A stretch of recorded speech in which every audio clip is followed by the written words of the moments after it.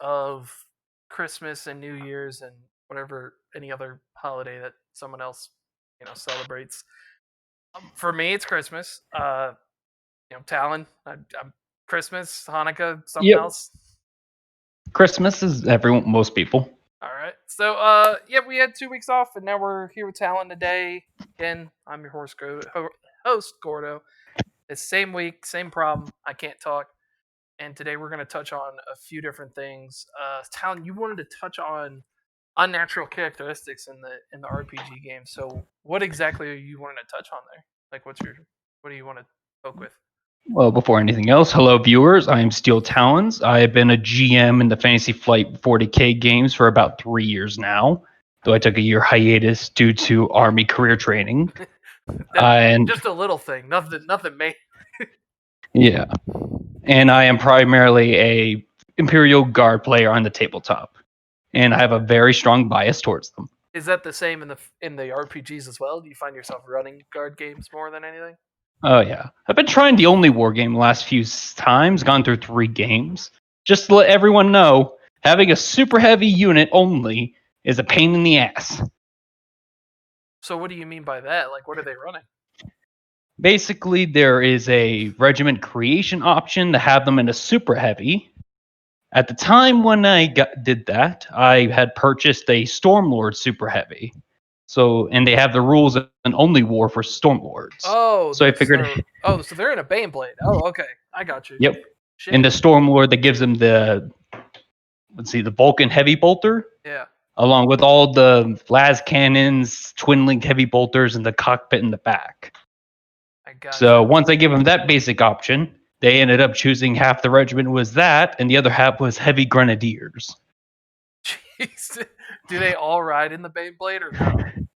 Yep. So half of them were in the back area, which is open top, just firing grenades out the back, and the front people were just driving or shooting the side turrets and spunsons. So. And that's so what they did every time I put a challenge in front of them, half the time they would try these stealthy options, getting some people inside bases or outposts, opening them up and letting the Stormlord come in. Then they realized, let's just ram the gate. So they've just been hammering everything and plowing through it. Yeah, this kept ramming. Then they realized whenever they had to check smaller areas that couldn't have the Stormlord, they were too squishy.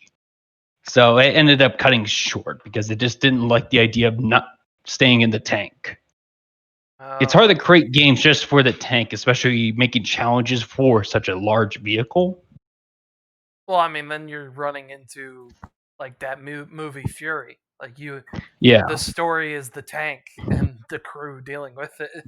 I mean, exactly. Yeah, they didn't really get out of it until the end of it. Exactly. They were fighting Dark Eldar at that point. Oh, I'm surprised they didn't get fucked up because the Dark Eldar have a lot of lance weapons. Yeah, they were fighting the Abominations, I believe they were called. I gotta check the book again. But they had the toxic, corrosive flamethrowers. Yeah, I mean, corrosive is going to reduce the armor, but I don't think toxic would affect the crew unless they somehow gained. The issue was they hit Righteous Fury on 2 of them. Oh, they melted in that hallway Fury to the enemy. If they're elite or above. Oh, okay. Yeah, I got you. That makes sense. The problem was they got flanked by 2 of them. They got 2 of them knocked down, and they were tank crew that decided to join up with them, thinking it would be a light, easy mission to go into the K tunnel. The rescue into the K tunnel. Higher up there are sent to rescue. All right. Just remember, kids, don't go in the cave alone when you're only wearing a flak vest. Oh yeah, you shouldn't. It's not Scooby-Doo. You shouldn't break up the party anyways. People keep forgetting that pretty often. Basically, it's supposed to be a team game. Yeah, the issue was the main tank driver stayed in the Stormlord, but the others that are usually gunners wanted to go in there for adventure and potentially looting the corpses of the guards that were with a colonel at the time. However, upon entering, they kind of learned it wasn't an easy job. Because they've only had hints prior that there were Dark Eldar in the area. Oh, okay. Yeah. They failed too many intelligence lists. Speaking of which, everyone invest in intelligence and knowledge. Well, I mean, it's one of those things. It's like if everybody, it's like you got the A team or like the Dirty Dozen or even like in Mass Effect and stuff, if you just do your job to the best of your abilities, your team can pick up the slack. It's like you can be the best shot in the world and be crappy at melee, but just don't get separated from your friends. And like if you're a very knowledgeable techie person and you didn't boost your melee stats or your ballistic skill, then stand behind the ogre. There's Exactly. yeah, some people.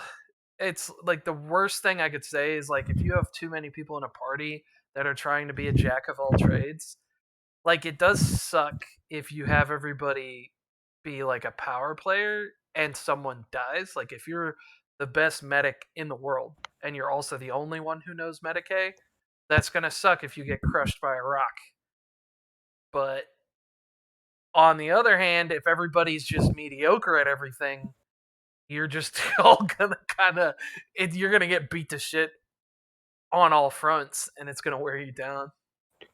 True. At the same time, though, I was pretty generous with XP, and at that point, it was about session 12, so I give like 200, 250 XP each session. Yeah, So at see, that point, they were pretty packing with XP. It's just that most of them didn't invest in anything in any form of diversity of knowledge. with the current campaign I'm going on, I give them probably around like 500, maybe 550, but that's every probably 3 or 4 sessions. Normally I don't award XP until they're at the end of a mission. Like it's kind of like in D&D, I try to get it a little bit more milestone where it's like you've completed this thing, so now here's your reward. Because I really don't like people earning XP and bonuses and stuff in the middle of missions because it's like role play wise, it doesn't make sense to me. It's like, how do you have a cybernetic heart? Well, I paid 500 XP to get it. Yeah, but how do you have that when we're underground in a cave behind enemy lines? Oh, well, I had it in my pocket and the apothecary just, yeah, okay. Yeah, I understand that one completely. Basically, that was about 2 years ago, roughly, that game. So since then, I kind of drifted from just giving XP each session to more of slight little bit of XP each session, but most of it is rewarded at the end of missions. Yeah. And it can only be spent after the missions are done. Yeah, I found myself over the years just being driven more towards like immersion is I guess is what I can call it. Like, the less meta and stuff, the more I'm immersed in the story and what's happening. So it's like when there are those moments where it's like, oh, I just learned a new skill all of a sudden in the middle of a mission or something like that. Um, it's like I like everything to make sense RP and it's like in some cases that helps my players because it's like they work for right now I have they're using the only Astartes homebrew in an only war game. So there's humans and space marines, and they work for an inquisitor. And simple stuff like a las gun, they're like, I want a las gun. Do I need to roll a logistics test? I'm like, no, it's an inquisitorial ship. I'm sure he can afford las guns. Just go grab one. But True enough. yeah, and it's like, there's just little stuff that I do for him. I'm like, it's like all of your equipment that's given to you from this ship is good quality. And they're like, oh, why is that? And I'm like, you work for an Inquisitor. I think he can afford a good quality Alaska. Like, it's just, it's like just little perks and stuff. But at the same time, there's stuff that I let them know. It's like, hey, one of my players wanted to be in like a mounted regiment, so he wanted a steed. And I was like, you can totally have that. I have no problem. You can store it on the ship. I said, but if that animal dies, you won't, it's possible you won't get it back immediately. He goes, what do you mean? I was like, if your Inquisitor's going around the galaxy doing missions and stuff, he'll put in a request to get that animal and they'll get them eventually, but it's not going to just be on the ship. He's not going to keep a stable of 15 horses just in case yours die. Make sure you take it on walks and feed it 3 times a day. Yeah. I was like telling him, I'm like, if it's a robot or something that's different, maybe someone can fix it. just like the servitors. Like one guy, he has 2 servitors right now, and I'm like, if one dies, you can get a replacement. I said, but if you want to keep that specific one, you just kind of have to get its corpse to the ship, and you'll try to fix it. And depending on how damaged it was, you might keep it, but you'll always get a replacement because a ship has servitors, like out the ass. That's why we invented vortex grenades, Yeah. so they can't have them back. Well, they can't have them back. They got to go to the warp and die forever. But it's like yeah, a motorcycle, a servitor. Those are much more reasonable to say. Okay, I'd have another one, or I could fix it. I said a live horse, or even like a lizard thing. What like from Star Wars, that Obi-Wan rode, anything like that. They have to get another one, and nobody's gonna be rocking that on the ship just cause. So, it's like I tell them that, and because it's like I feel like RP, like how stuff makes sense, can really affect like people. There are times where you can think too much into it, like that's probably about the limit. But when you're sitting there trying to justify and argue how warp energy works, then we're going a little too far because it's basically space magic. Yeah, at that point, you're just trying to make sense of something that shouldn't make sense in the first place. Yeah, it was like there was a player who was arguing whether or not a demon possessed body could function if they were previously tranquilized with a sedative, and I'm like, No, well, because they're immune to poisons, so I'm like, technically that would also work towards that. well, yeah, I was like, this demon's already pumped, like putting enough warp energy through him to start altering his physical form. I was like, and you're arguing whether or not his muscles and stuff would work. I said, all right, well, what if I just say that the warp magic just floods his whole system with enough stamina to make it all go to his liver or his kidneys? And he's like, okay. I'm like, all right, there we go, back on track. Let's keep. The other thing you could say is just it alters reality within a certain distance of it, making such things not actually function in the first place. Yeah, but I mean, it's like that moment where, like, when I went with my older brother to go see that Superman movie, and when the bullet like bounces off his eye, and he's like, "That's unrealistic," and I'm like, "Dude, the motherfucker's from space." I was like, "We're losing you here at this point where the bullet bounces off his head." I was like, "Okay, bud." I was like, "There's just moments where you just got to be like, it's fine." I mean, granted, they could have just made it to the forehead, but no. But that looks so cool with his eyeball. I'm not even a Superman fan, and I was like, "Oh, that's cool." But yeah, it's always that fine balance. Speaking of that, between the rule of cool and immersion. yeah. Well, it was I had a player death recently in the game where he was the one possessed by the demon, and it was like he basically got into a fight with like a kind of like a demon host or a spawn, and he got all of its blood into he was critically wounded, so he had open cuts and wounds, and he got its blood into him. And the same thing happened to a Black Templar as well. The Black Templar, bless his heart, chose to cut off his own arm to avoid any kind of possession issues, and he won his willpower saves, so he was good. The other player, he passed barely, and he failed more willpower saves, and it was just kind of a struggle. Like, he won his body back, but he still had the demon in him. And yeah, so he ended up like sabotaging the ship unknowingly, and then there were like a few other things that were happening. But yeah, it was like over the course of like 4 or 6 weeks, he was rolling willpower saves off book. I was like, hey, roll this, and I wouldn't tell him why. He's like, what's that for? I'm like, don't worry about it. Just roll this.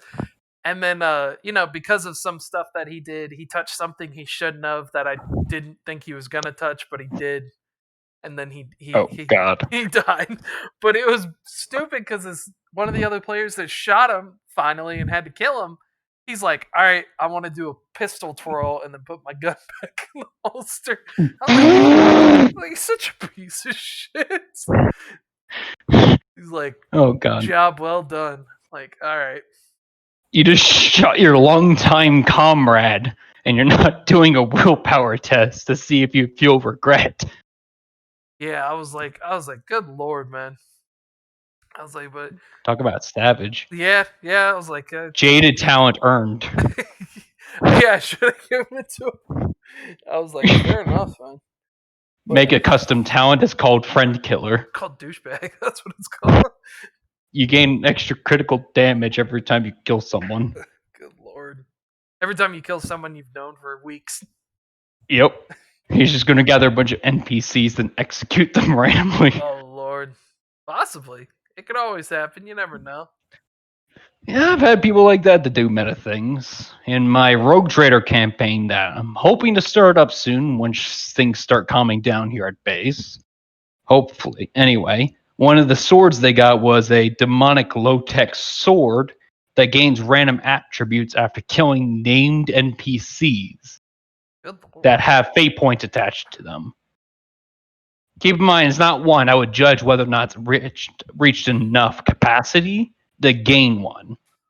So if you're just killing a few minor ones that have like one fate point, it'll take a few. Oh, okay. Kill a major boss and it would actually count. You know what I mean? I got you. Either way, but every time it reaches his benchmark, he has to roll willpower.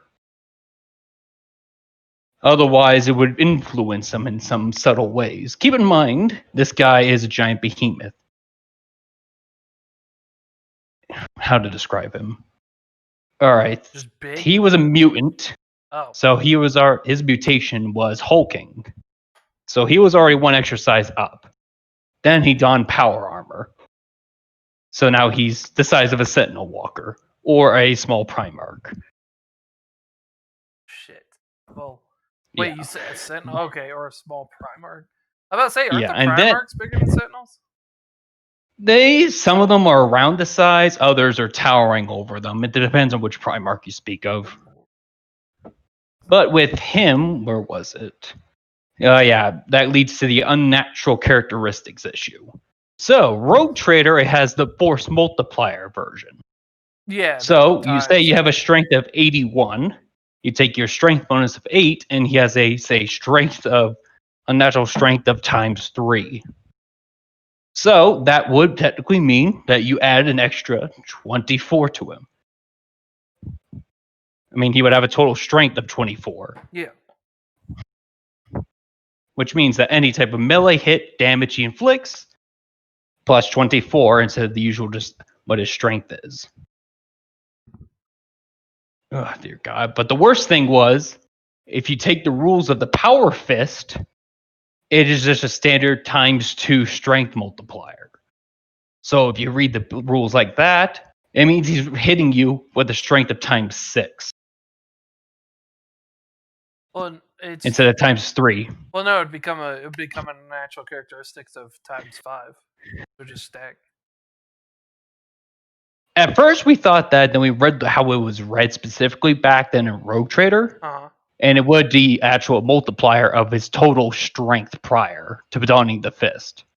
Since his natural ability with the fist, without the power fist, is times 3, then you don the fist, it multiplies that by 2, making it 6.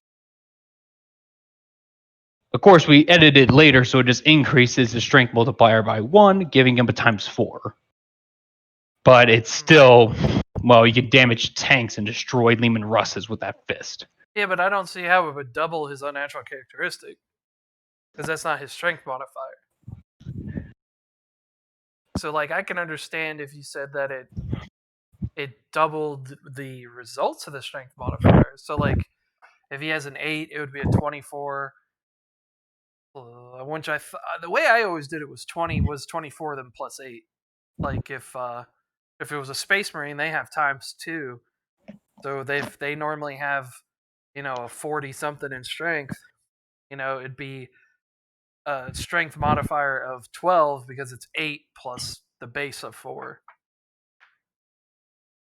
So if a Space Marine puts on a Power Fist, that would just mean that it would be 12 and then times 2, which would just make it 24, which just comes out to a times 5 anyways.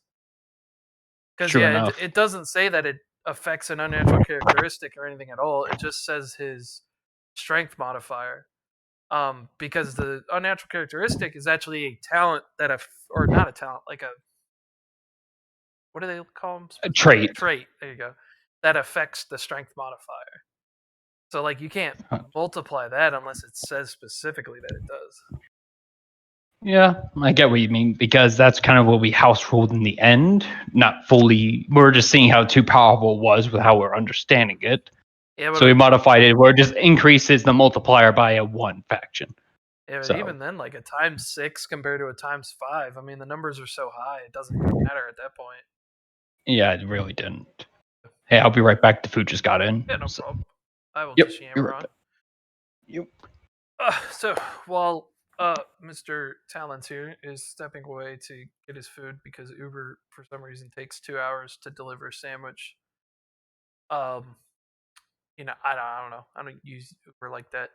But uh, besides the RPGs, I mean, I'm looking into Wrath and Glory. We did have a session with Eric and Ven. Uh, gosh, it was like 3 weeks ago, I think, because I think they were the session before Christmas. We had discussion with them about Wrath and Glory and whatnot. So thinking about diving into that and seeing how it goes. It's not on a D100 system. I really like the D100 system for Fantasy Flight games. There's also a lot of nostalgia there, which is why I, tend to keep playing them and stuff. I see happen constantly. People will choose to make their own homebrew and change an RPG to fit their needs, as opposed to learning a new system.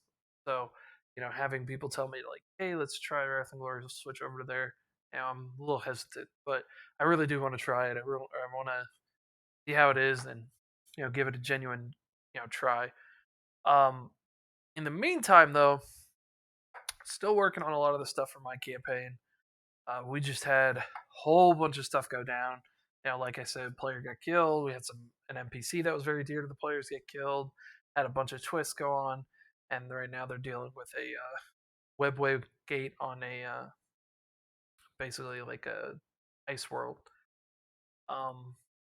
But I was also recently watching a shit ton of Stargate because that showed up on Netflix, and I hadn't watched it in a long time. So having rewatching that stuff, I wrote up some homebrew for Stargate.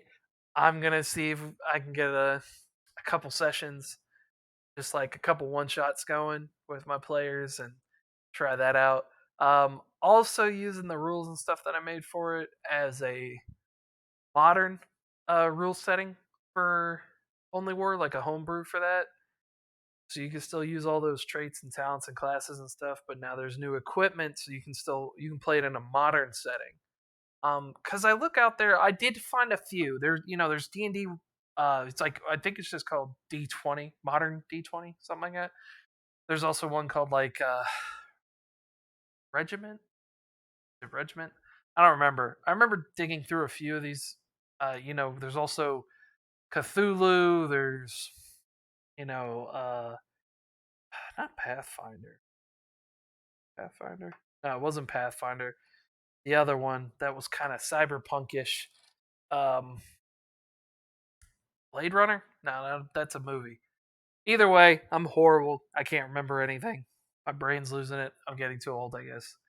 But there's a few modern games out there, whether it's dealing with just zombies or apocalypse or it's alien stuff or it's actual modern espionage and stuff or it's Cthulhu, which is they have a lot of modern and I think like 1950s, 1930s stuff as well. Um, but it's I don't want to learn a whole new system. Uh, I just don't. Now I did dive into the Halo Mythic system. I saw that. I played it a couple times with a few friends a couple years ago, and I really liked it. That one's also a D100 system, and it's interesting. It's really interesting. So if you guys haven't checked any of that, I'd say go take a peek. But uh, that one's not set in modern. That one you could tweak pretty simply and make it modern. It wouldn't take too much because the whole game's basically set in like 20, what is it, 2552? Like it's a lot closer to freaking modern than Only War is. But even for Only War, there are like a few things I wanted to do stuff different with armor and like how damage and stuff is handled with armor. Um, I can understand Space Marines being as tough as they are and everything like that, and that's great. I totally agree with that. But I feel like the value of armor isn't there. Like I almost want, it's like a heart because with 40K, like it's in D&D and other settings and stuff, it's like everybody's pretty much on par with each other, kind of. They're all humanoids. But when you have involvement like Space Marines and stuff like that, it's like, how do you give a negative to armor when you're that big, but you're built for it and it's cybernetically managed and stuff like that? It's like it really does seem like Space Marines and humans are not meant to be played on the same level, but that makes sense because that's what it is. But there is some challenges there. But I was thinking about doing something where it's like the more armor points you had, it would start to reduce your agility. I know they do that with the Terminator armor. And I know that the armor for Space Marines has a stealth negative, which is similar to like, chainmail and plate armor for, people in D&D. It's like, I don't know. It's like, should there be like a strength requirement? So it's like, hey, your Space Marine has to have at least, this much strength to be able to carry it, but the armor gives them a bonus to strength, so they don't need that. They'd be able to beat it every time. Even the base Space Marine, bonus, of like 30 or 25, they get a plus 20. So it's like, I'm gonna have at least a 45 in my armor. But I don't know. That's something I have to give a lot more thought to it. Uh, yeah, what's going on, Red? Everything's going good. I had a great Christmas. Can't complain. My other cohort here, Talon, he stepped away to get a sandwich because he was ordering from the Ubertron or Uber Eats. I think that's what it's called. And they took like 2 hours to deliver a sandwich, so they just got there and he got to run downstairs and get it because I think he's staying in his barracks. So he's on base, so he's got to like run downstairs and stuff. But yeah, I'm just rambling on, talking about homebrew and stuff I want to do for Only War, thinking about what all I want to tackle. I'm really excited for Stargate homebrew. I might post that stuff somewhere. I don't know. I'll have to figure that out. But I'm really excited for that. I'm really looking forward to any sort of modern RPG setting. Even if it's something straightforward as a Stargate. And to be honest, it'd be a change of pace to run that because Stargate would be so freaking simple to run. It'd just be, okay, we go through the portal, we do a mission, we go. But it's the same thing I try to do in my campaigns to keep control over the storyline. It's like you work on a ship, you go to the planet, you do your mission, you come back to ship. Sometimes things happen on ship, sometimes they don't. I think that methodology, that plan, like running a game like that, I think works out phenomenally. It gets everyone familiar with stuff. It's like, okay, we got this ship, we've got this base, we know we're safe here, or we think, either one. And they start to talk to people. They talk to NPCs. They walk around. They look around. They browse, all that. Just straightforward stuff. Oh, hello. Yep, I'm back. Yep. I was just rambling on about homebrew stuff. I was talking about I did a Stargate homebrew, and I'm excited to Yeah. run a couple one shots with it. Honestly, I've been kind of in a similar boat. Been getting into lately SCPs Oh yeah, from the Foundation. Been looking over Dark Heresy rules and such, so I've been trying to plot out one-shot adventures of containing different anomalies. Kind of reskin some, but keep them original in others. Yeah, Just kind of see how players react in a 40K setting against such kind of anomalies. yeah. I'm trying to. Yeah, because I did a few classes and I did a few things, but I mainly wanted to focus on the weapons because it's.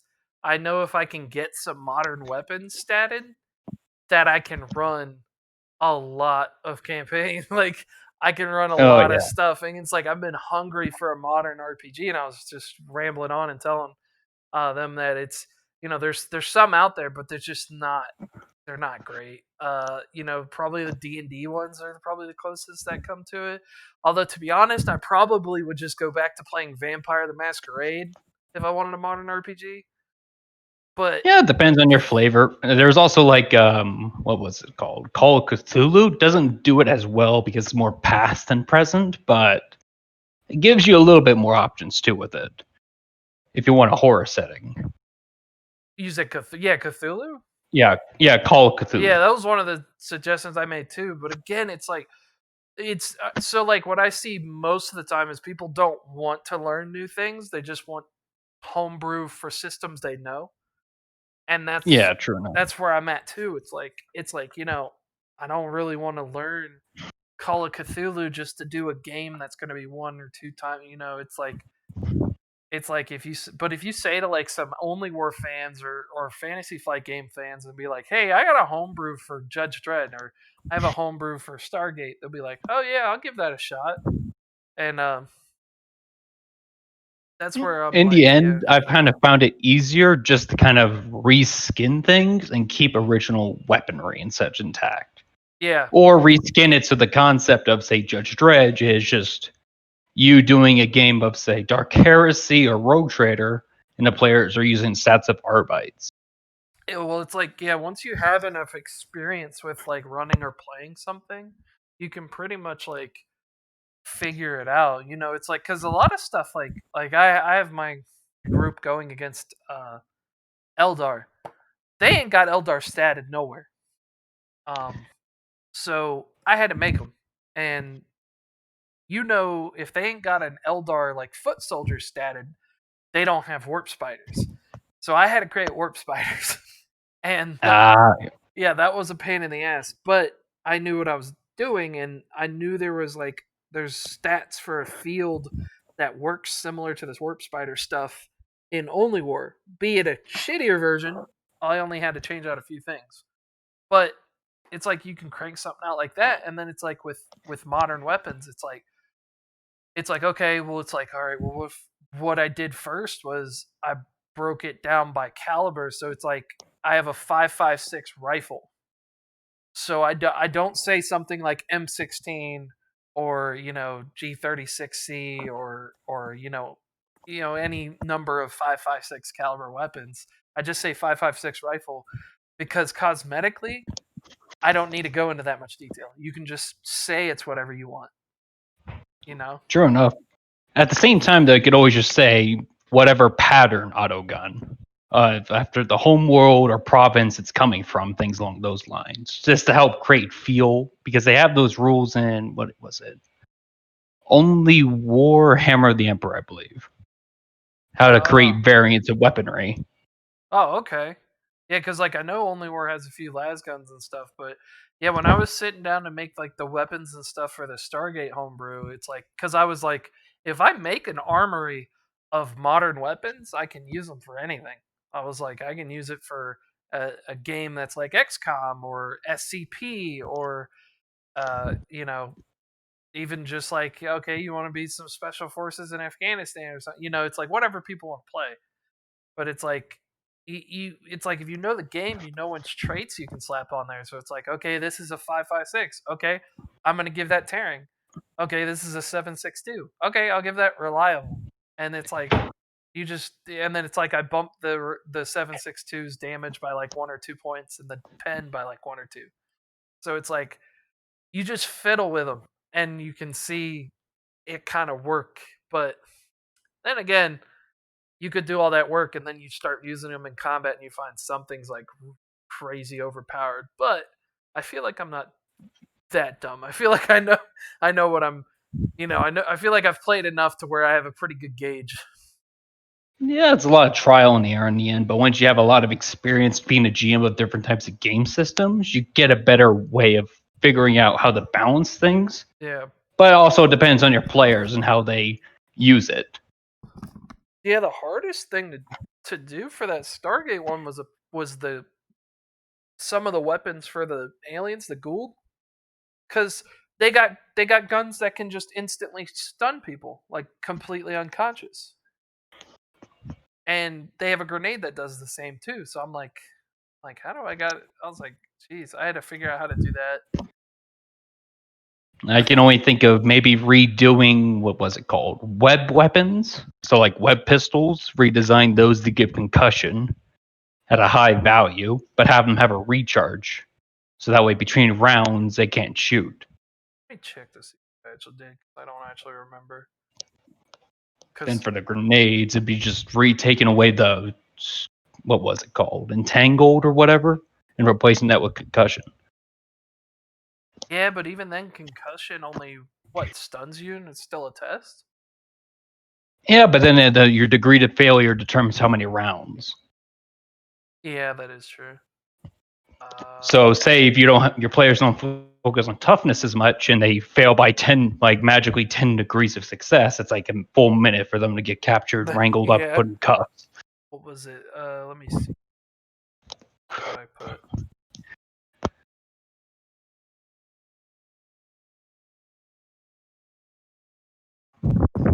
Yeah, see for that grenade, because that grenade is like it's not a toughness thing. Like if you watch that thing in the shows, it's just like plops in front of you, and then everyone who sees it's just unconscious.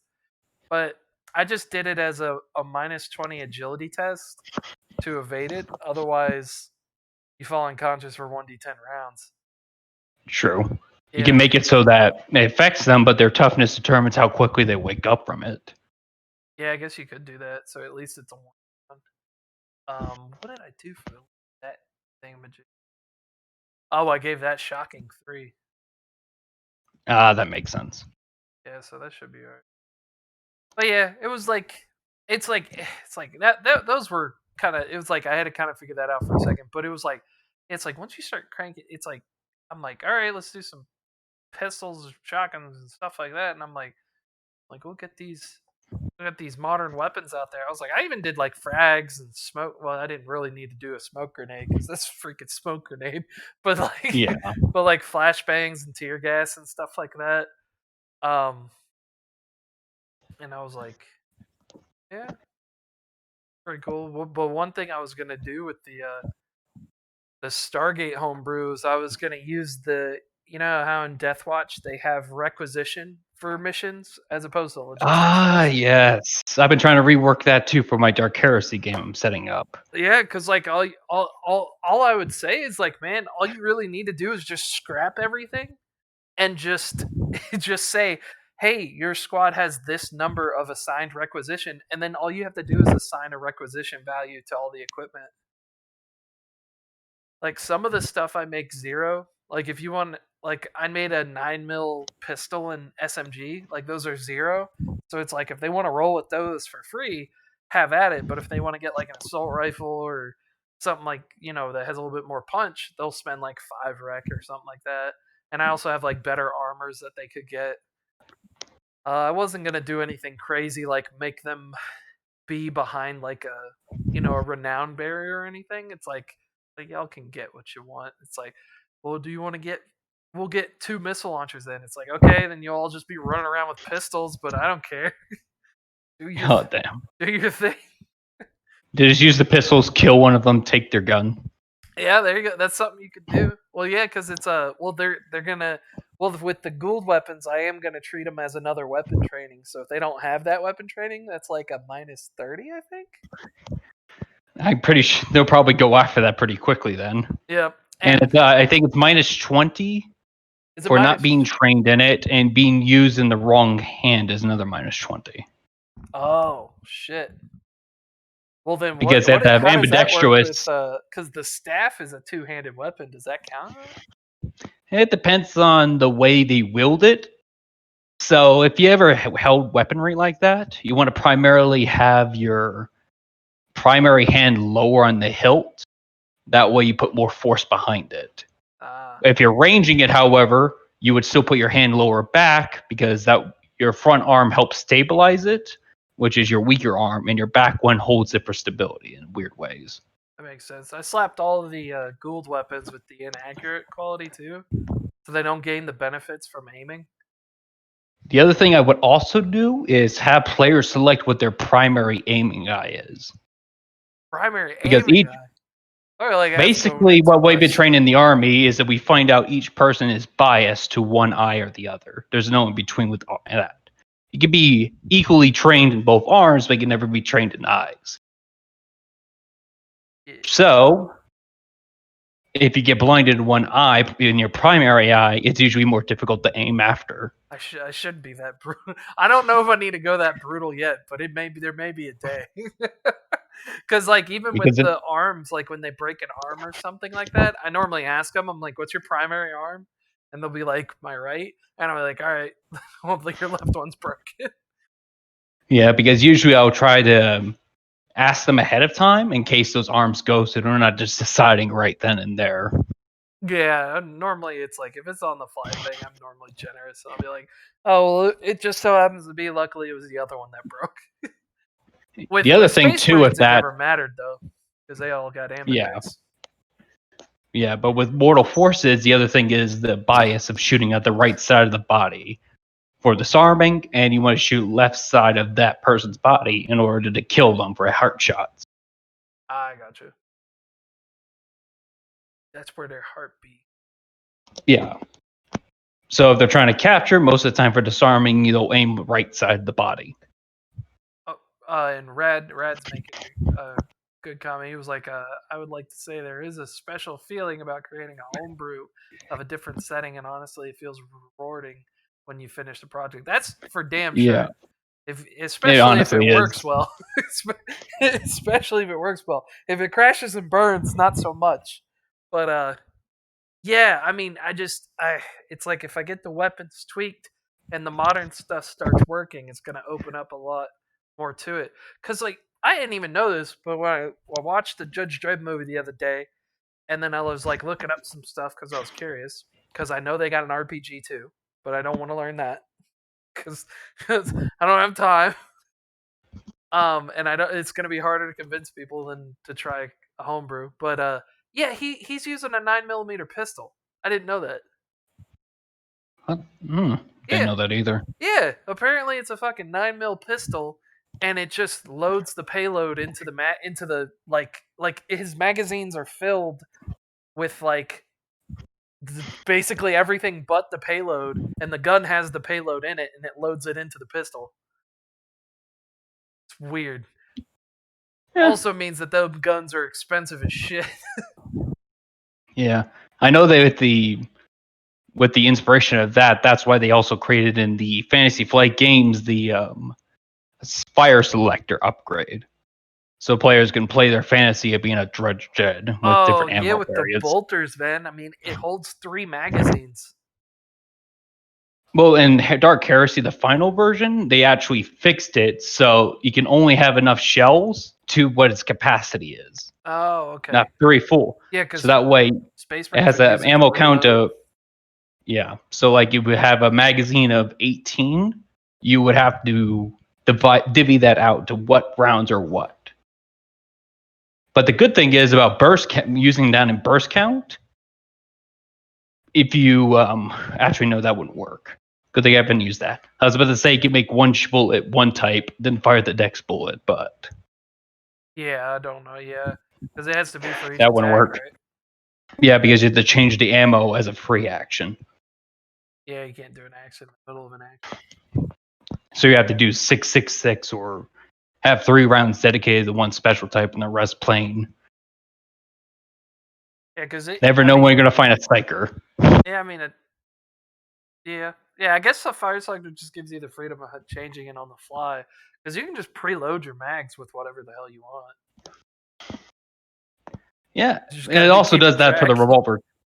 Yep, they also do that with the revolvers too. So you can always load like one of every type into the revolver weapons, rotate it to where you want the ammo, and shoot that round that turn. was Red saying that he said, I mean, I worked on a Doom style one that a friend and I worked on for multiple months with many trials. It was finished not too long ago. With Doom, Jesus, I don't even like. Are How all the players Doom? Like, wait, is the guy's name or are they Doom? all Is it normal Doom Guy? people in hell? Yeah, well, I Yeah, don't understand. Doom Who's Guy, the Slayer, which variant? good There's so lord? many different ones. It's like a bunch of And Grey then is it? Knights. Yeah, but the question is, are they all Doom Guy variants, or are they all just normal people that ended up in hell? That Because in sounds that case, they're all yeah, fucked. that sounds like not that sounds like not a fun party. That's we all got to be It's like Doom Guy. constant willpower and fear tests.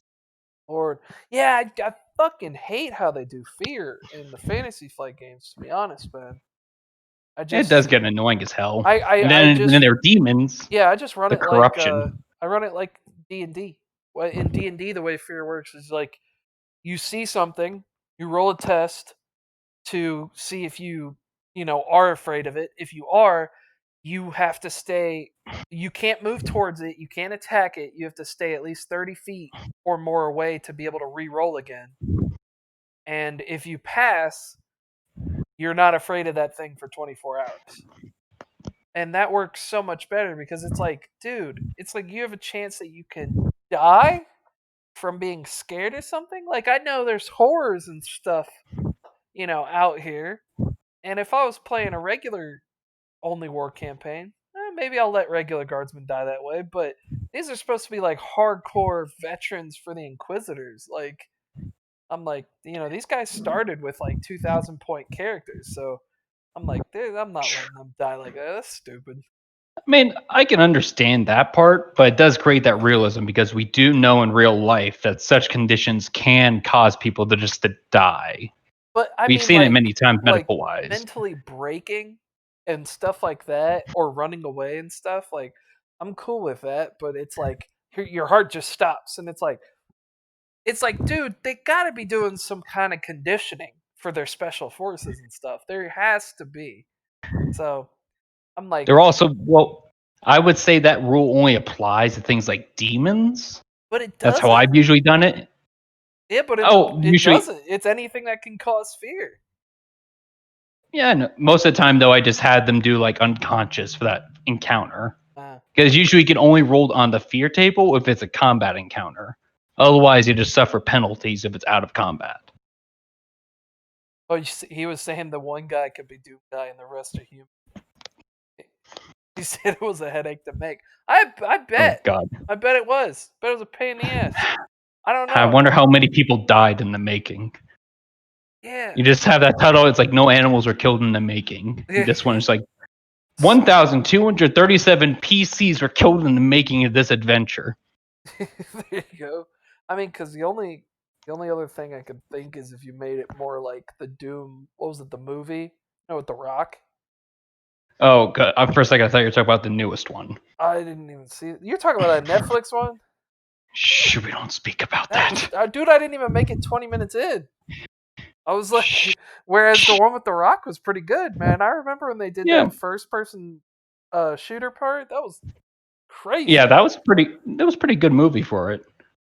But that one was pretty much just zombies and then a few beasties. It wasn't like the new Doom guy. His shit was crazy. I don't see why you couldn't do a full squad of Doom guys. Why would it matter? Just throw more shit at them. It's always But with cool. my ideas, I've been trying to do with the SCP ones. I've already created a few outlining ones. One of them I wanted to redo was, you ever seen the old man one? Uh. It's the one that kind of disappears in the floor with a black goo, and he'll teleport you to another dimension, Oh, what the slowly hell? ripping you apart. Yep. Not So is good. take that concept and rechange him and rename, classify him instead of the old man as the Krieger that fell. Oh. So he's dressed up as a Krieger, posing as he snatches people. Oh, so you're still gonna And keep it primary, in 40K though? yeah, I'm just reskinning some of them and keeping them as they are with others. That one though, I wanted to trying to create a creepier aspect to him and make it so he follows Kriegers into battlefields, kidnapping them Shit. and then torturing them. Yeah, I was looking at like yeah, it's like an SCP or an XCOM one. Oh God, an X. XCOM sounds. I mean, that's why the Stargate one I was so excited because it's like that's like a stone throw away from XCOM, like literally. It's like Yeah, it is. like it's like you do the same thing. It's but it's like I don't know, man. I think SCP. I think it works a bit better in modern. I mean, 40K it can undoubtedly it definitely can because shit like that happens, but it's normally warp stuff. Uh, True, but at the same time, what happens when a universe used to just saying it's the warp, when in reality it's not the warp this yeah, time? I wonder Because if how they there's one feel it. I feel dimensional like tear, that's how many?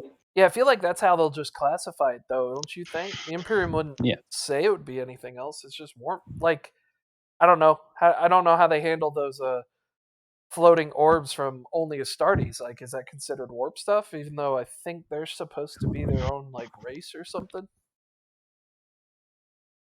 potentially. That's why at the different orders of the Inquisition kind of split up these tiny little ones, such as the one you have the Ordo Cronus, which handles time traveling events. There's a bunch of minor factions within the Inquisition, so Yeah, the idea is maybe a few of them create another organization, realizing the greater threat of this, but not getting enough clarity. I mean, support, because everyone else thinks just the warp as usual. yeah, fair enough. At the same time, there's also, what was it? Yeah, the Adeptus Custodes actually keep long lost horrors locked away beneath the Imperial Palace, containing them in similar manners. Well, shit. Yeah, fair enough. Yeah, I always found the XCOM, the Stargate, the SCP stuff. I mean, I guess SCP can work for either one, but I know definitely for XCOM and Stargate, like those are not scenarios that could work in the 40K universe because we're already there's an abundance of aliens and shit. So it doesn't really matter. It's like, well, what if you found a Stargate on Earth? Yeah, they'd send Space Marines through it. That's what would happen, and everything would die. Fuck yeah. That's it. It's like, well, Exactly. what if Terra had extraterrestrials that were kidnapping people? They'd die. The Space Marines would Well, murder them. here's an easier way to look at it. You reskin them as human natives of that world, and the Space Marines come through the portal to kill them, and they're fighting the losing fight. There you go. And you see how many sessions they survive, Well, it's just waging guerrilla war. I think like being in like a modern set, people who live we live in the modern times. So it's like it's being in a setting that you're comfortable with, it's like 40K you can make jokes and stuff like that, but when you RP, you're your character and stuff. Whereas if you RP in a game that's set in modern times, you can make like TV show references. You can make a lot of stuff and it's fine because it's still in character. If you set the game in the year 2020, there's no problem. And that familiarity, I think, drives home the unease and the nervousness of picturing horrifying or strange things happening in a time period. And if you put it in a setting like in an area people are familiar with, like if if they grew up in a certain area, or if you put it like near New York City or somewhere iconic, yeah, I think that helps drive it even more. I think it just plays into the immersion more. I see what you mean. To have like the familiar setting, have them get used to it, then wreck it apart around them. To see them realize that shit's really hit the fan and feel some form of semblance and attachment to it. Yeah, because And it's easy to make those attachments with a modern area that they understand. that's what Vampire the Masquerade did. It wasn't like, hey, let me show you an alternate reality. They were trying to play it off as like, let me show you what's behind the curtain that you weren't aware of. And it's like, people like I loved how Vampire the Masquerade was written, how the fact that the rulebook was written from the perspective of a guy who found out all the information. He's like, I'm gonna die soon. You need to know this information. If you're reading this, you're probably gonna die soon too because of what you know. And it's like I thought that was great. It's like these are all the stuff I know from that, and it's like but yeah, like SCP, you could still drive that stuff home. But it's like I don't know how it would be a main focus. I feel like the warp, like I feel like it'd just be kind of considered warp fuckery, and I don't see how that would be a full campaign built on it. Like definitely in the 40K setting, having a few like a couple of different moments that happen throughout a campaign that last a few sessions, I can totally see, but I don't see how it could be the main focus um, without it being in another setting. Like whether it was It would. modern, I mean, you could even go to the Civil War for all I care, but I feel like 40K is just not the one you could do a full campaign focus on. I mean, I can see a few ways of doing it, such as if the warp already has a tear with it, with that reality, then you can kind of make figures that there could be smaller tears with other realities that are glimpsed by it. And because how large the warp tear is, you're not exactly looking at the original these other tears, or just assuming that they're from there. I got you. But over time, people could start seeing them and realizing you need to start securing them for yourself or let others find them first. So it be a campaign of you trying to get them before other factions, cultists get their hands on them and containing the damage that are caused when they do get their hands on it. Ah, I got you. So one of the things I also redid was I'm sure everyone here, both you and everyone in the watching the video, are familiar with the deck of many things. Oh, that's yeah, the From freaking D&D. yeah. So Yeah. what happens if it's not the players drawing, but you're which is hypothetically think here, an acolyte team is sent down by the Inquisition to investigate a cult that's been gaining a lot of power very quickly in a matter of weeks. They investigate, and upon landing, this city is in bloody disaster, fire everywhere, and horrific reaper-like monstrosities and demons hunting people down. First, they think this is what the cultists were originally planning. But when they get there, they realize they drew a bad card. What did that card do? I still have trying to fix up the deck. Let's see what I got here. I had to reorganize it and make it into 20 cards instead of the standard 22. That way it's easier on the dice. So I divided into like 50-50. None of it's like fully fatal to the players. That way you're not instantly killing people. But it can cause severe issues, and drawing multiple cards can incur the wrath of the deck, which is what they probably did. I'm still deciding of the storyline with that adventure. Whew. Sorry, it's hell to breathe here sometimes at this You're base. fine. Yeah, the air quality here at this base is just terrible because how close it is to New Mexico and the air pollution here. Oh wow. I'm from Florida, so I'm used to lower altitude as well. So it becomes a pain in the ass at night. Well, that's all right. Deep breath. Yeah. So Red was saying, yeah. So he's saying that the one thing he's always done, with many styles of games, is he's worked with its usual base, which is basically like the main rules, and then kind of goes through a process of creating something new with a long list of additional rules, and then does a complete reskin of the characters, and then processes a story, which I can kind of agree with. I can also disagree with because I've done that many times and then just not used it. And so I don't, it's one thing to, do something for fun, but then when you sit on it, because I've done it a lot of homebrews and stuff and complete reworks before, and then sat on them for like a couple years and then deleted them and then felt remorse for deleting them, and then also having the need to keep track of all of that.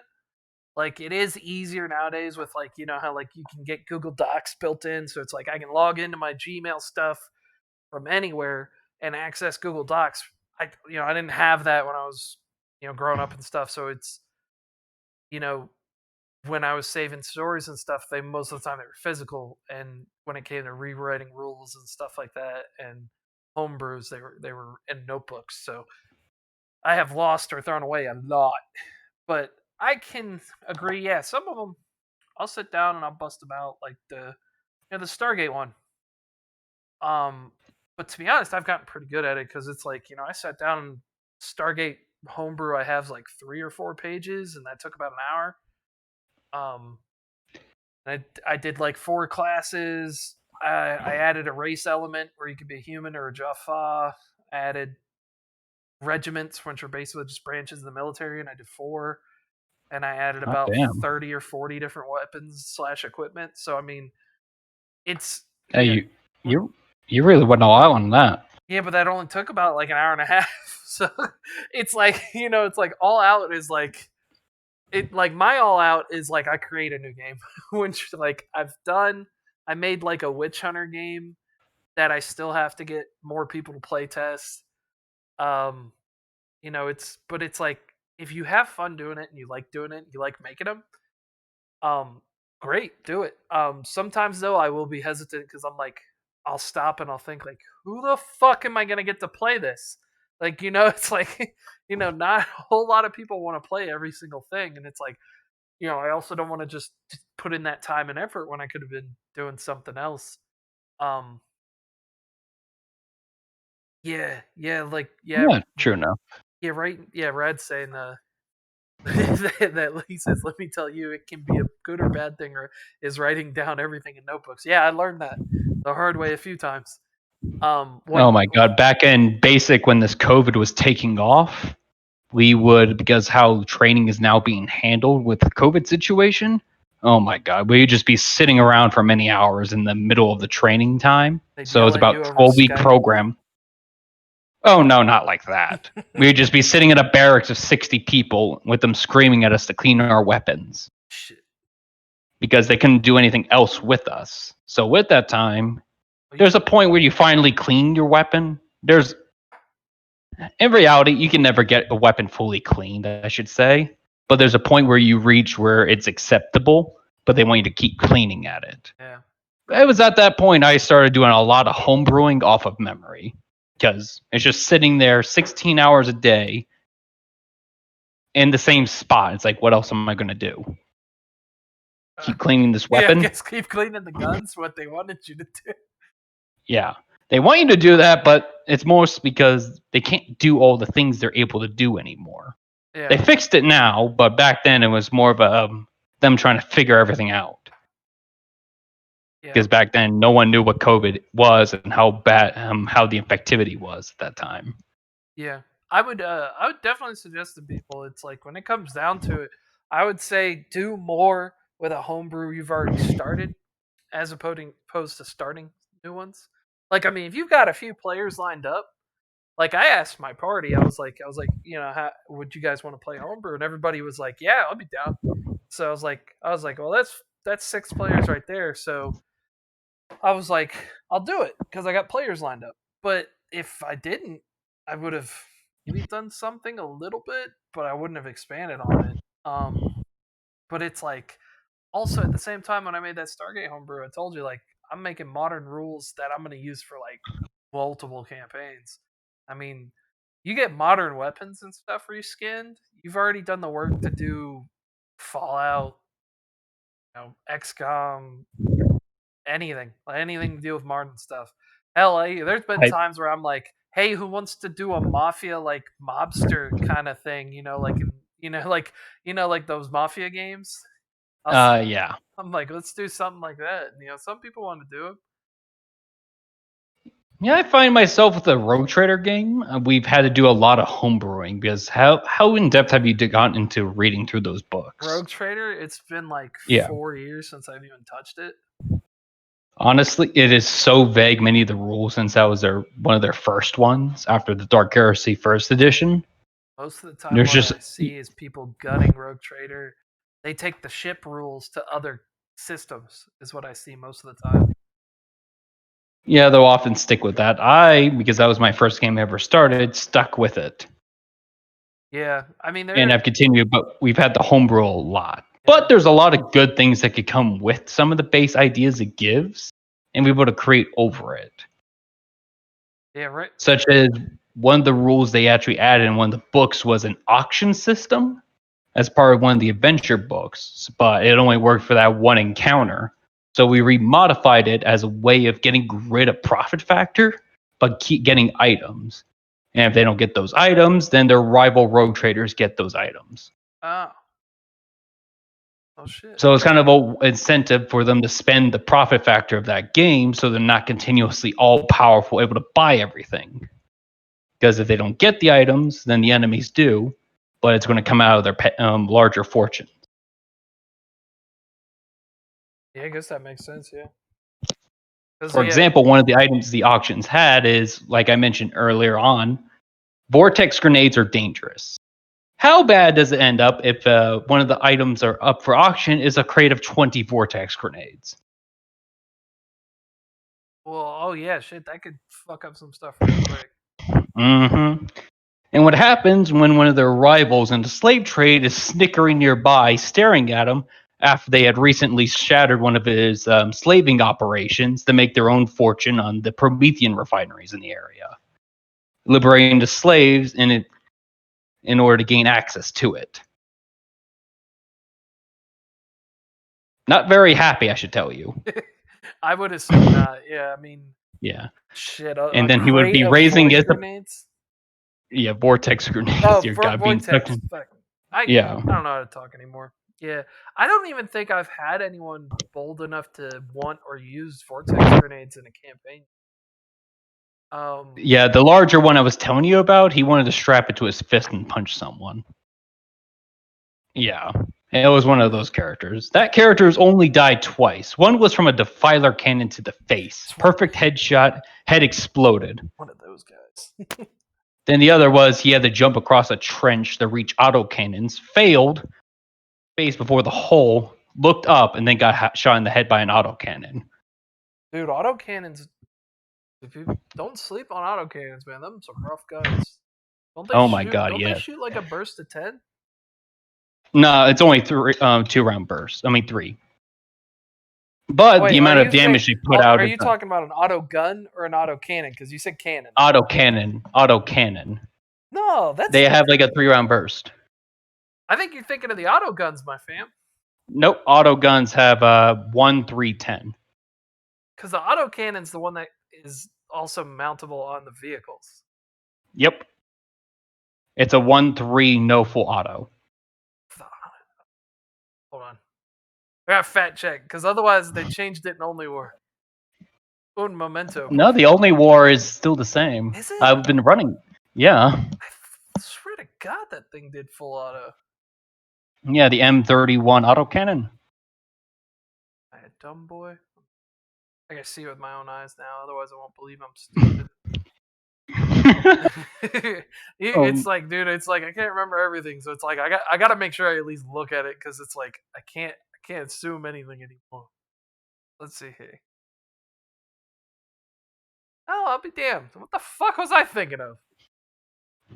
Maybe the auto gun, because that's the only one with a 10 round besides maybe the heavy stubber. Yeah, that's which is basically a saw machine gun of equivalent. That's an 8. Yeah, auto gun does 10. Damn. Single. Yeah, it's kind of that. 10. What was I thinking of? Because I was thinking it was 2d10 and it had a 10 round. But I don't think there's anything that does that. Let's see. No laser weaponry. The most. Are you thinking maybe multi-laser? What's the stats for that?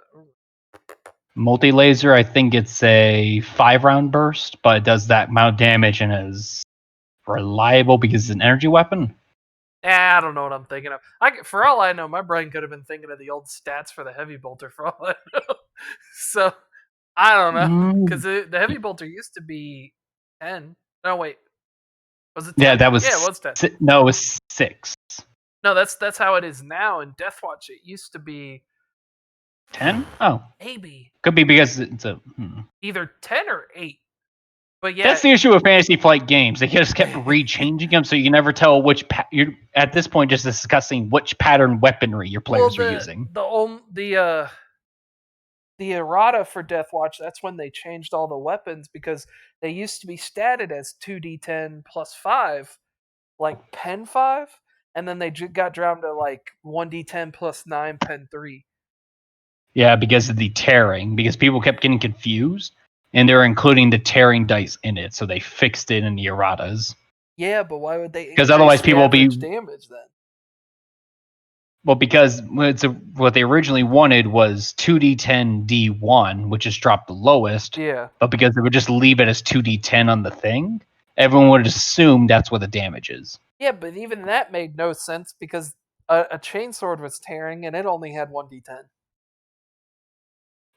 Maybe it was because of it being a Space Marine version. I don't know. I feel like they Because I know probably. in I the think they let's see did it here. on purpose that they wanted a bolter to be 2d10 plus 5 pen 5, or is it pen 4? Either one. But I think they wanted that stat line, and then in the combination with tearing, I think they thought it was too OP because that's like a max of like 25 damage and a min of 7, and then Yeah, because now then their min is 10 and their max is what, 19. yeah, something like that. I know in Black Crusade they released how to convert any weapon into a Space Marine version. Yeah, because I So mean they have they.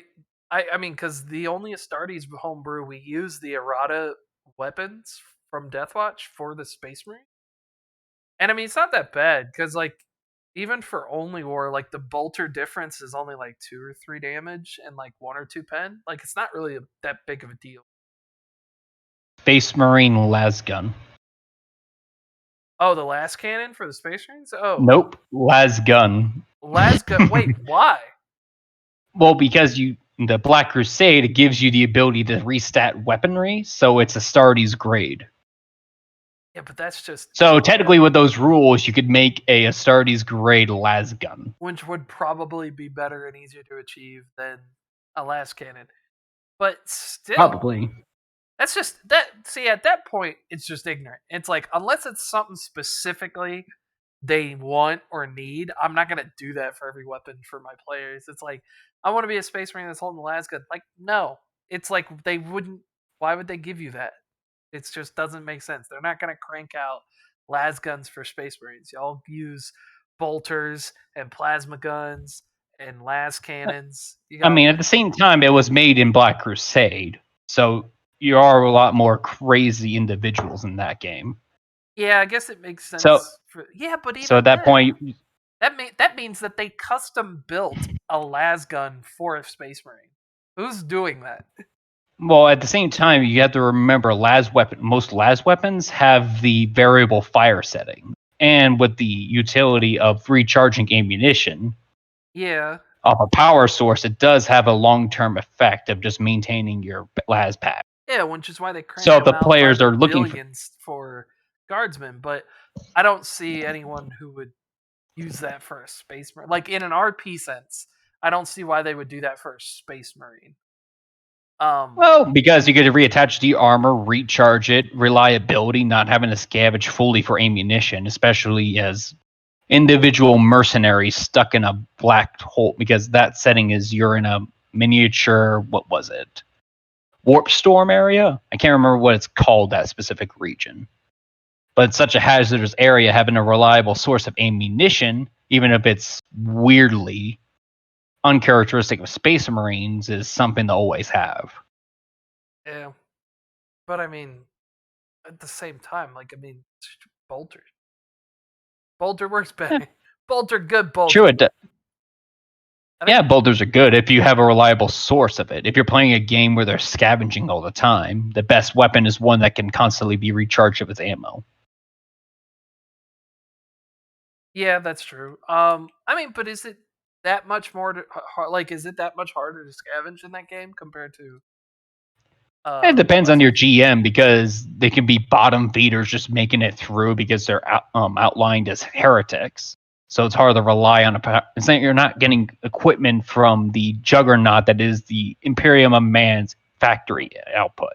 Yeah. Instead, you're constantly scavenging throughout it, fighting other cultists for power and maintaining what little you have, or leeching off someone else's. If you're wanting to go an independent route in that game, like an independent campaign, your own rise to power, you kind of have to start from nothing. So Or worse, you're being hunted. what would the stat line difference be? What would the damage be? Because like the variable settings, like in Only War, even the highest setting, it becomes unreliable and it gets +2 damage and bend. So what's the Yep. damage difference Let's making it see here. Astartes?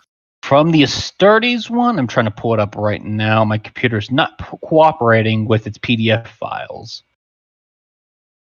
There we go. Because from reading it over, it increases all damage by +4 at least, increases weight, but many of them can be one-handed by a Space Marine. So it's +4, so that's like 1d10 +7. Yeah, it'd be like 1d10 +7, and then adding in the extra pen, and then max charging them. So At first, it doesn't it'd be a seem bolter. as good. It'd be a bolter. It'd be a rechargeable bolt gun at that point. Yeah, but there's like I know there's no reason to use it as a regular Space Marine because there's so many options to be able to be better with the bolter. Like just the Oh tactical yeah, of marine course. alone, you get bolter mastery and mighty shot. You're gonna boost your damage by 4. Of course, in Deathwatch, there's no reason to have that. Black Crusade, however, it's just kind Yeah, of maybe. a Yeah, sham bolter kind that of campaign. a bolter that can run off your power supply. Yeah, that's not bad. I can understand that. But still, Especially if you're, say, a Mechanicus one that has an internal battery because they're heretic aligned. yeah, I would make that This to kind, where I'd be like, yeah, the like the Tech Marine or the freaking Heretic or somebody has to make that for you. It's like, yeah, I and then wouldn't a just let anyone be able to make one. Astartes grade hotshot that would do some damage. Yeah, but it's like there's also a side of me that says that that's just retarded. I also don't like it. Like, like there's a part of me that's like, nah, I don't, I don't want that. It's like I don't know, because it's like I feel like because weapons like that are those like extremely like rare ones, like from the Dark Age, like those fucking what are those ones that they're like pistols? Volkite. Yeah, Volkite. That's where I feel like we're going into is like it's like that's what Volkite weaponry would be, and that shit's I mean, at super the same rare. time, they are bringing that back now in 9th edition. Well, it's like a lot of the stuff in the RPG. Some of it predated some of the stuff in the tabletops too. Like grav weapons were in the Deathwatch RPG before they were ever even on the tabletop. Yeah, it's kind of weird some of the things they do bring into the RPG books and what they don't. Like, one of the things I've noticed, you ever notice there's no Valkyries? Oh, they got them statted in Only War. No, they don't. Ah, I know they do. I've looked forever. They're in no books. The closest they have is the Sky Talon Unless it's like in the Rogue Trader book. really no. Hold on. I also don't know how to spell it. There we go. All right.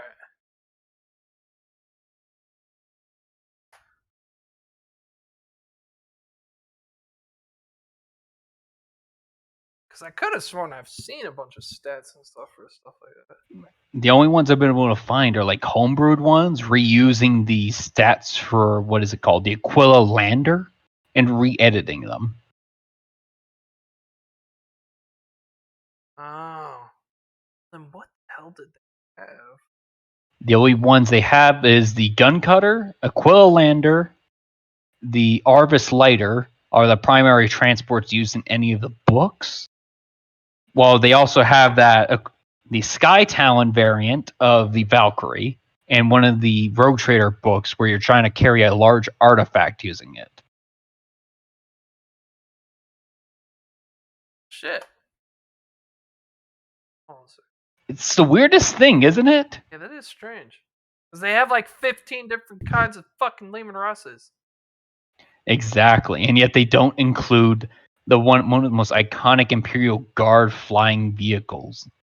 They even have the stats in Rogue Trader for the larger spacecraft, like fighter planes.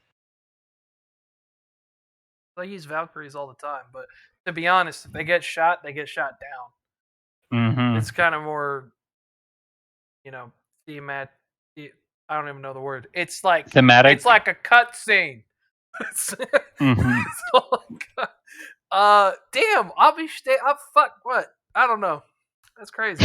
The strangest revelation, isn't it? Yeah, I could have sworn. The closest they also have in Only War is the like regiment-sized drop ships, but those carry 1,000 people in them.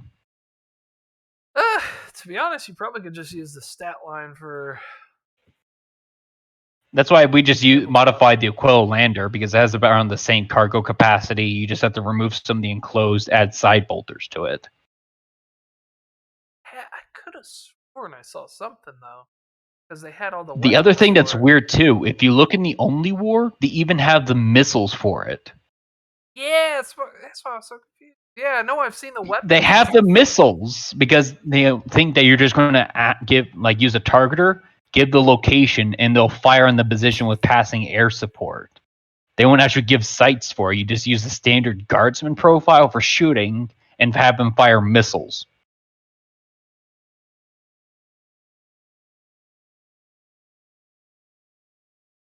Crazy. Man. I have so many tokens on Roll20 for them things. I never had the stats. It's so weird. Oh, there you go. I spelled it wrong. I googled it and I still spelled it wrong. That's crazy. Yeah. Yeah. So this is okay. That's what they were talking about. There was a scenario in the book that gives you the gist of Valkyrie stuff, but that's Stat them out. That's crazy. So sad too. It's like, how do you miss doing such an iconic vehicle? I mean, maybe they thought they didn't need it. It's even weirder though because in the Operate Aeronautica, they even outline flying Valkyries. Nautica aircraft homebrew. Oh, okay. I see this. Not dealing with that. Whatever. Mm-hmm. Just make all the armor 18. Call it a day. Just make it a flying Lehman Russ. I don't think it needs to be that tough. I don't know. Flying Sentinel Walker. Dude, a freaking Chimera is like 30 armor to the front. I guess it. Flying Sentinel Walker. I guess it should just be 30. I'll just maybe just 30, 24, 20. Or maybe something 30, like that. 24, 18. I don't know. I'll get stats for it when I think I need it, but I've never needed it. Apparently. I apparently did not need the stats because I've never had them. So shit. Though honestly, one of the best aircraft to use if you're not playing an Only War game is definitely the Gun Cutter. Because you ever played a Mass Effect game? Yeah, I played 1 and 2. 3 was kind of bad. Honestly, because the gun cutters are essentially Normandies in terms of their internal layout of having sleeping quarters, armories, little storage. Yep. If you look at the actual layout for a gun cutter gunship, they're their own little drop ship, just like a Normandy, the smaller one.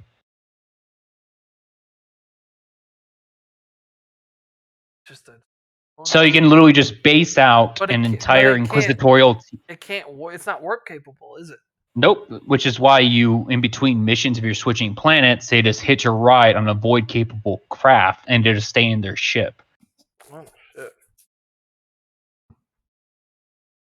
It's the ultimate kind of like in between session base for them, as long as they arrange transportation. Heavily armored, carries their vehicles, equipment that they leave behind, has rooms where they go, heating areas and things like that, and areas to have conversation. Shit. Well, I guess that works. That's probably like the greatest and beastiest version of an AC-130 we've ever heard of. Exactly. Having the air support, a good pilot with it, being your home base. It's basically just make your own Mass Effect adventure out of inside there for an inquisitorial team. I bet it doesn't have shields though. No, it does not. So if it gets shot down, I feel like that thing would be a horrible target for fighters. Like at the same time, though, they do have the stats for a vehicle shield generator. Yeah, they do. But what have you ever seen? I haven't even seen on the tabletop a vehicle that has a shield generator. I have, unfortunately. My players put it into a Rhino in the Rogue Trader game. Oh. See, I've never played tabletop where any Imperial forces had a shield. Oh, tabletop. No. I didn't put it. I meant in the RPG. Yeah, Sorry. I know. I hear you talk about the RPG because yeah, like that one, they're literally like it's too big to be put. Can you imagine if your Beyblade had that of like a shield Mm-hmm. generator? They wanted to put it on a Stormlord, so that way all the people in the open top area would benefit from the shield. Shit. Yeah, because if someone like flames an open top, that flame template counts as hitting everyone. Yep. Yeah, it's pretty crazy. So you got to imagine, like, if they put you have to argue, like, if you put a shield generator for a vehicle, is it protecting the occupants outside of it that aren't drivers, or is it just protecting, would it protect them too? I would assume that it encompasses everything in a certain radius because the vehicle's constantly rotating and stuff. So I mean, how would the shield just cover the Wait. entire surface? Yep, here it is. I found it. It does extend out to 3 meters, so anything within that can shoot at targets or enter melee. There you go. So yeah, it would protect them up until someone's inside that area or within the bubble. But yeah, because I have my players, they're talking about warp spiders and stuff like that, and they were like, "Oh, we're gonna have to hit them with a lot of blast weapons and stuff," and I'm like, yeah, I still got to roll a shield against that. And they're like, "Oh, well, what if we catch them off guard, step on a landmine, or throw a grenade when you're caught on like by surprise?" I'm like, "Yeah, shields don't have to like you don't have to be aware of the attack for your shield to activate. It actually doesn't specify that. Just says that And it that's why activates on attack." what are those, what's that weapon stat called? The one that disables technology within a radius. Yeah, Haywire. haywire grenades are rough, man. How, I have downed a few party members before with haywire grenades because especially if you have your tech marine boys or people who love their augments. You throw a haywire grenade and it says, "Oh, all technology doesn't work." Like that includes bolters and your bionic augmentations. hearts. Yep. I was like, great. The Tech Marine is now stuck in this bubble that's gonna last 5 rounds, and he's suffocating. Congratulations, you're having a heart attack. Yep. He was like, "So what can I do? Nothing. You're essentially dead. You're just basically suffocating in your own body at the moment." You're now grabbing at your throat that you can't breathe when it's your very heart that cannot. Roll for toughness and then willpower to continue living with this suffering and pain. Well, it's like normally with that because they have rules for like holding your breath and stuff. It's like I'd normally just follow that. I'm like, you're now holding your breath essentially because it's like there's not really any rolls going on. It's pretty much just a timer. But At that point, it's basically just them taking their hands and doing self medicated chest compressions, yeah, there you go. keeping their heart going. You just see the players there just doing self done chest Well, it's like compressions, rolling Medicaid minus 30, just to see if they can keep their heart if going. they had one heart, then yeah, their human heart, their organic heart would kick in and they'd be fine. They would just be hurt. But this Tech Marine had both hearts replaced, so he was just thump immediately to the ground, and he's just. Brothers, I am trying to keep myself alive. You're Yeah. on your own. You just see him doing freaking chest compressions to yourself. Yeah, and then like the other Space Marine, like he went into the field and his strength wasn't enough because he receives a minus 30 because his armor is no longer powered. So he's trying to move in there and he's like, I grabbed him, but I can't pull him out. So then they just shot like a harpoon into like his foot and just started pulling them both out like that. I was like, you guys are ridiculous. I Like, mean, he's there's always breathing, he's the dying. mutations. What the Do mutations and send like the, because I know each version of the game has its own wacky mutation table. Oh yeah. You ever notice how wildly they change each edition? I mean, it's weird too because they've said in multiple, like in Deathwatch, I know it says it, and in Only War it references it as well. It's like they tell you to use the other books. It's like if you want more psychic powers, check out Dark Heresy. If you want this, check out this. It's like if you need more equipment, check out Rogue Trader. Like they tell you to use the other books, so they planned it to be part of the same system, but they could not be further from different from each other. They're so Yeah. weird. The only thing that aligns all the mutation tables is 100. which is the one where the character becomes demonic, gains Fear 2, From Beyond, and Warp Instability. Yeah, yeah. In Only War especially, they fuck you hard with all the warp stuff and fear and everything like that.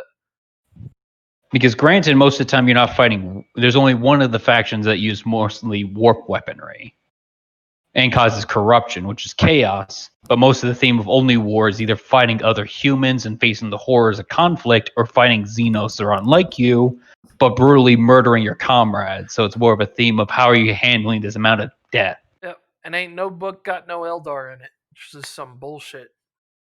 I thought there was one with Eldar because I know they have them in Dark Heresy 2nd Edition. No, they don't have them statted in anything. You can play as them in some of the expansions, but you can't. There's no statted Eldar. They have Eldar ships.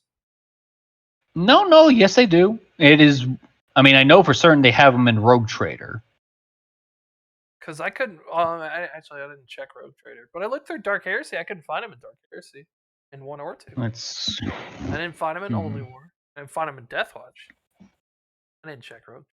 To be honest. Could be also Black Crusade because I know you steal things from the Eldar as well. Black Crusade. I feel like I would have come up in my show too, but caps because Eldar are trash. Yeah, all my bloody PDFs are broken, so I can't look at anything. Brad said Eldar are trash. Nobody loves them. I mean, yeah. Pansy elves. Bring back the squats. I mean, they are garbage. There ain't no orcs, that's for damn sure. Orc. Dude, them some rough boys. Orcs looking for the tooth fairy. I got some. They were boys were talking about some orcs from my campaign, so they're fighting some feral orcs, and then they wanted to go toe to toe with some Eldar. And I have a player who's been bitching it. He's like, I'm a sniper, and every single time I think you're about to put me in a situation where I have to fight another sniper, it doesn't happen. He's like, oh, I think I'm gonna fight another sniper, and I have like a group of 6 people jump him in a hotel room, and then he's like, oh, I'm about to fight a sniper, and then there's a Bane blade, and then he was like, I'm about to fight a sniper, and it was a bunch of feral orcs. So now he's like. He's like, just have him face off against an Eldar sniper. Yeah, that's the because I know they have that. Yeah, I'm having them fight some warp spiders, and one of them's got to have a weapon that's long range. The other thing you could do also, because they do have the commando orcs. What are they called? Commandos or? Oh, the commandos and stuff. Or are yeah, you talking because about they knobs and stuff. No, because the orcs have their own commandos, which are stealthy and variant. And most of them also still stick in melee, but there are a handful of them that do shoot from a distance. Oh, the feral orcs they're fighting right now are like bows and arrows kind of guys. Like they clubs and shit. They ain't got no guns. They color themselves purple so they can't be seen. Well, it's like they're on like an ice world. Like it used to be a hive world and stuff with hive cities, but it got sucked into the warp and came out years later, and there were. Is this Dawn of War 2? It's like the planet, like long time after that. Like its orbit was fucked, so now it's cold, and then the only thing left after all those campaigns was some remnant orcs, and they've run out of ammo and everything long ago. So they just kind of live here, and they eat the local like bears and stuff and whatever grows, and but they're just basically like a native tribe essentially. And did you stat out the bears so they're chaos bears? Nah, I just gave them extra legs. Nothing too crazy. Yeah. Oh, you could have had the bears open their mouths directly into the warp and spew things out. No, because I was like, the orcs aren't the main enemy. It's the Eldar this time around. So it's like if you have them fighting random animals and then they're fighting random orcs, it's like then it just you're kind of lessening the orcs. But like the orcs are literally just it's gonna be a numbers kind of thing. Like they literally just killed like 20 of them, and obviously the other orcs would have heard that gunfire, and it's gonna be a kind of moment where they're gonna get hunted down by the clan. But they can see the webway gate like off in the distance, so they're gonna probably rush for it. And then Orcs, Eldar, and these inquisitorial units made up of Space Marines and humans are gonna go toe to toe, and we'll see who comes out alive. Probably not the Orcs. I feel like they're just gonna get in the way, and they might get a couple good hits in, but they're probably gonna die in mass. Oh, here we go. Got a few Eldar hits for Dark Deathwatch. We got the Harlequin Shadow Seer.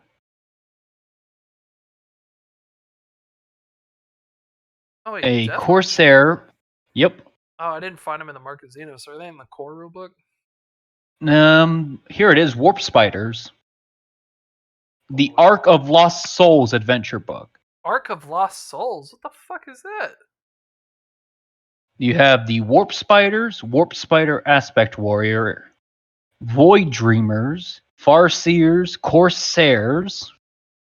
And that, hold on, that's a Deathwatch expansion? Yep, Deathwatch, the Ark of Lost Souls, the Outer Reach, and the Falling Star books. Ark of Souls. Oh.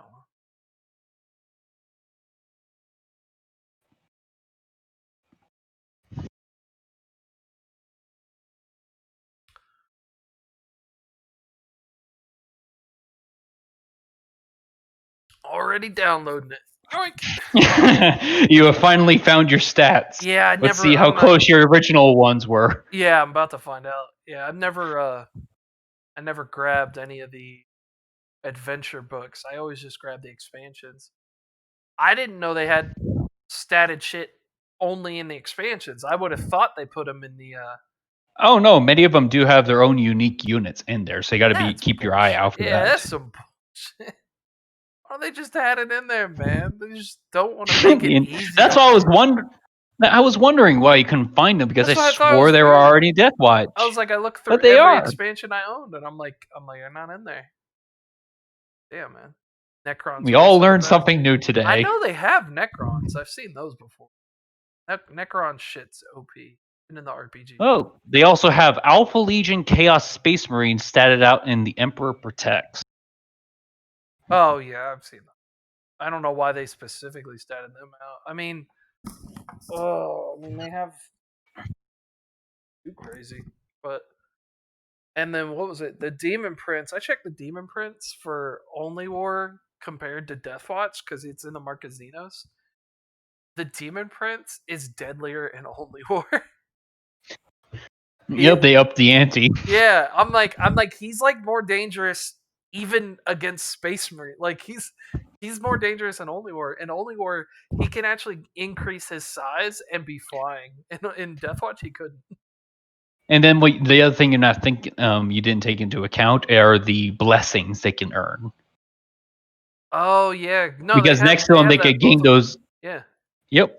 Yeah, but keeping those stats in mind, and then you have that character in that entire Only War campaign where they're fighting against him, and somehow the players have failed some objectives, meaning he gets worse sacrifices or favor, which means when they reach that final encounter of either fighting the person or delaying them long enough for something else to kill the boss, he has more blessings on him. Shit. That's a pain in the ass. Well, they are guardsmen. Yeah, that is true. I mean, just tell your squad of guardsmen to go fight Abaddon. The real objective is hold against Abaddon. Buy a few seconds. That's right. You got to keep Katie alive, man. Got to take out Abaddon before he gets there. Literally, you just put the objective that appears in the game thing. Just have it animated. It says buy a few seconds. Just die well. Take long to Each die. life is a second. Make him torture you. I think he'd have a better option just walking up and surrendering, because then he might have a discussion for a half a second as opposed to just cutting your head off. Just everybody take turns surrendering, and it would buy more time than if we fought him. And then the commissar character behind you cocks his bolter. Tell the commissar to surrender first. Yeah, that's just math. We have to buy as much time as possible. I think us surrendering one at a time would buy more time than everybody charging at once. Foolish guardsman, the Emperor does not surrender, and neither will you. It's a faux surrender. We know he's going to murder us. Roll charm. Fuck it, just slap melta bombs to whoever you think's the most charismatic person. Have him walk over there. The problem is they don't have high enough strength or toughness, so one of them weighs them down all the way. Ah, whatever. He And can walk over explaining there why the sweating. guardsman dropped off, and then explaining why your guardsman has no armor to the demon prince. No, he's got no arm. He's just butt naked with Because he boots just and a takes his backpack. armor off just to reduce his weight so he can carry that thing on his back. That's what's up, man. That's what you do. He's like, why are you naked, puny corpse servant? God, the stats. That was one thing, man. The errata boosted melta bombs, like the stats, they're insane. It's like 5d10 or some bullshit. It's like insane. You think those are dangerous? Try the Well, they stats used to for a be like Catan 3d10. shard. The Catan shard is the worst. The Catan shard? They have that Yeah. stat in the RPGs? Yep. You have it in Death Watch for how to create a Catan shard. Oh lordy. Yeah, I've never And had it's to deal with horrifying in Death Watch. that. I've actually never used the Necron stuff yet. To be honest. Oh, I love them. I've been trying to use them. It's like you read the stats and stuff. It's like, dude, y'all better be on your A game, or I'm gonna bring in a catapult spider. They're investigating a maze-like structure and it's just haunting them through the walls. Because you ever seen that photo of it where you have the stormtroopers looking behind them as one of them is getting grabbed up and sliced in the image? And it's that iconic picture for it. I think I know what you're talking about, but I don't remember offhand. Yeah, it's usually one of the first pictures that pop up for a catapult spider. But hold on, I'm trying to Google. How the hell do you spell what? Cataphax. Just start off with 40K, then start typing in the word and it should autocorrect. Nope, apparently I'm spelling it way too wrong. Or start 40K Necron and then type it. There we go. All right. Found it? Yeah. Ooh. The rough day. You see the guardsmen all looking behind them at it? Yeah. All professional stormtroopers trained and ready to not fear the monsters. Then they look behind them and see this abomination. Jesus Christ, that's horrible. That's like that one. Have you seen the one with the nids and the guardsman's choosing to shoot himself? Yeah. God, man, it's just like, oh, that's all I have to deal with. All right. The worst ones are the there's another image of a Necron flare looking over a wall at a guy using an autocannon heavy position on his own. It's just standing over him, getting ready to pounce down on his position. Cool. Well, we have gone over a bit, but it has been a blast, Alan. It's it's great talking. Yeah, it's been a pleasure talking to you, mate. Anytime. Yeah, I gotta go sit with the baby and whatnot. You know how it is. Oh yeah, I understand. But I'd be happy to have you on anytime. So if you ever have time and you want to be on, just shoot me a message and I'd be happy to have you. But thanks everybody for tuning in. Talon, if you want to say goodbye to them. Goodbye, everyone. I hope to see you all again in the future. And if I see you in any of the other chats on Discord or around on Roll20, you can always hit me up. There we go. Well, all right. Thanks for tuning in, guys. You guys have a wonderful night.